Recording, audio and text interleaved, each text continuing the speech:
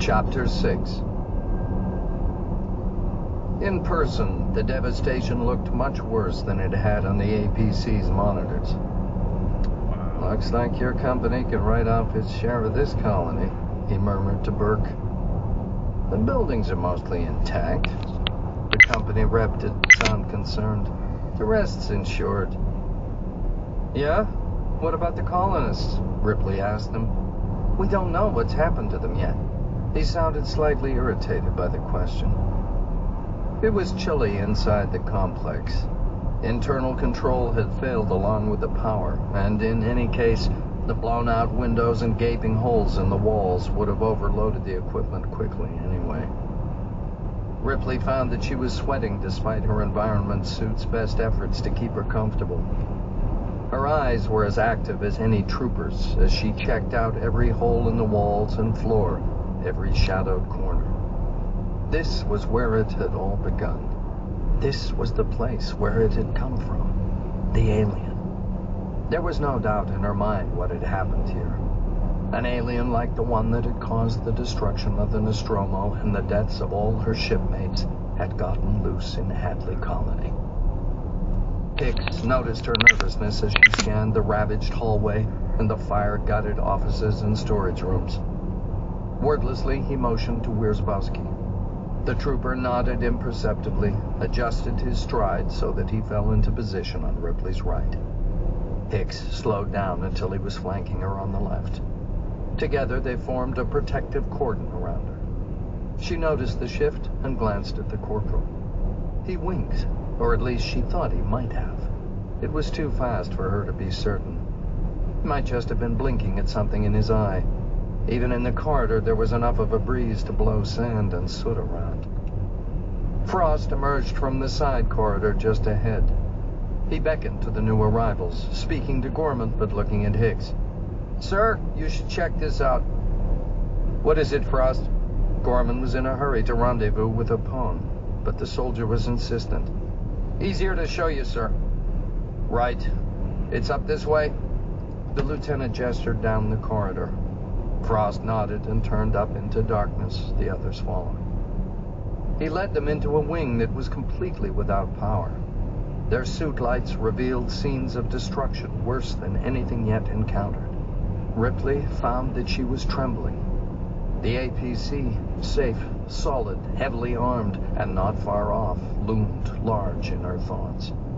If she ran hard, she'd be back there in a few minutes, and alone once again. No matter how...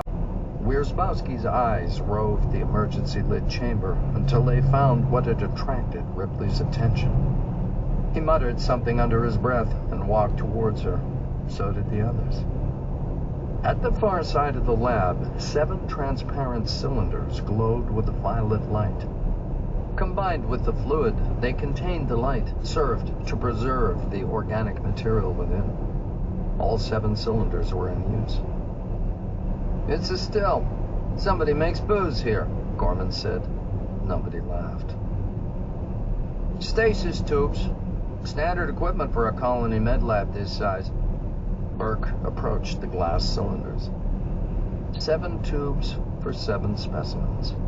Each cylinder held something that looked like a severed hand equipped with too many fingers. The bodies to which the long fingers were attached were flattened and encased in a material like beige leather, thin and translucent. Pseudo-gills drifted lazily in the stasis suspension fluid. There were no visible organs of sight or hearing. A long tail hung from the back of each abomination, trailing freely in the liquid. A couple of the creatures held their tails coiled tightly against their undersides. Burke spoke to Ripley without taking his eyes off the specimens. Are these the same as the one you described in your report? She nodded without speaking. Fascinated, the company rep moved towards one cylinder, leaning forward until his face was almost touching the special glass. Watch it, Burke, Ripley warned him. As she concluded the warning, the creature imprisoned in the tube lunged sharply, slamming against the inner lining of the cylinder. Burke jumped back, startled. From the ventral portion of the flattened, hand-like body, a thin, fleshy projection had emerged. It looked like a tapered section of intestine as it slithered tongue-like over the tube's interior. Eventually it retracted, curling up inside a protective sheath between the gill-like structures. Legs and tail contracted into a resting position. Hicks glanced emotionlessly at Burke. "It likes you."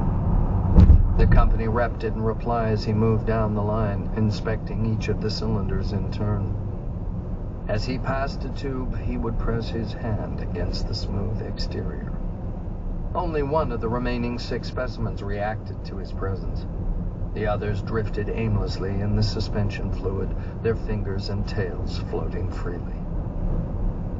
"These are dead," he said when he'd finished with the last 2. "There's just 2 alive, unless precision instrument. She's made to take a lot of abuse from dumb grunts like me and still keep on working, but she doesn't render judgments." Gorman addressed his headset pickup. "Pone, we're in medical and we got something. Where are your people?" He gave his visor map a quick scan. "Anybody in D block?" "Negative." All of them could hear the sergeant's filtered reply. "We're all over in operations as ordered. You want some company?" "Not yet. We'll keep you posted." He nudged the oral pickup away from his mouth. "Hazard reported ahead." His mouth. "In half a mile, continue straight to stay on I-75 North. Signs for Marietta." Away from his mouth. "Let's go, Vasquez." She nodded tersely and swung the smart gun into the ready position on its support arm. It locked in place with an authoritative click. "Continue straight to stay on I-75 North. Signs for Marietta." Authoritative click. She and Hicks started off in the direction. "Continue on I-75 North for 1 mile." Off in the direction of the signal source, while Frost and Wierzbowski brought up the rear. The corporal led them back out into the main corridor and turned right into a stainless steel labyrinth. "Getting stronger? Definitely not mechanical." He held the tracker firmly in one hand, cradled his rifle with the other. "Irregular movement. Where the heck are we anyway?" Burke surveyed their surroundings. "Kitchen. We'll be in among the food processing equipment if we keep going this way." Ripley had slowed until she fell behind Wierzbowski and Frost. Realizing suddenly that there was nothing behind her but darkness, she hurried. "In half a mile, take exit 252A for US 41 toward Northside Drive." She hurried to catch up to her companions. Burke's appraisal was confirmed as they advanced, and their lights began to bounce off the shiny surfaces of bulky machinery. Freezers, cookers, defrosters. "Take exit 252A. Cookers, defrosters, and sterilizers. Hicks ignored it all, intent on his tracker. "In a quarter mile, slight right onto the ramp to US 41 North, Northside Drive Northwest." "It's moving again." Vasquez's gaze was cold as she scanned her environment. Plenty of cover in here. Her fingers caressed the smart gun's controls. A long preparation table loomed in their path. "Which way?" Hicks hesitated briefly, then nodded towards a complex.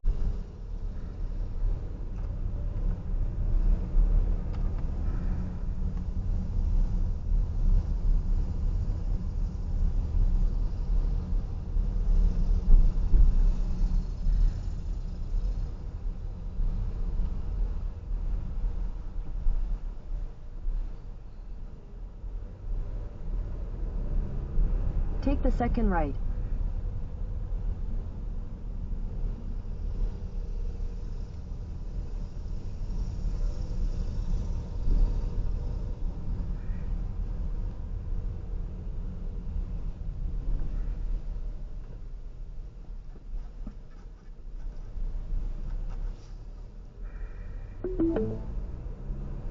"Welcome home."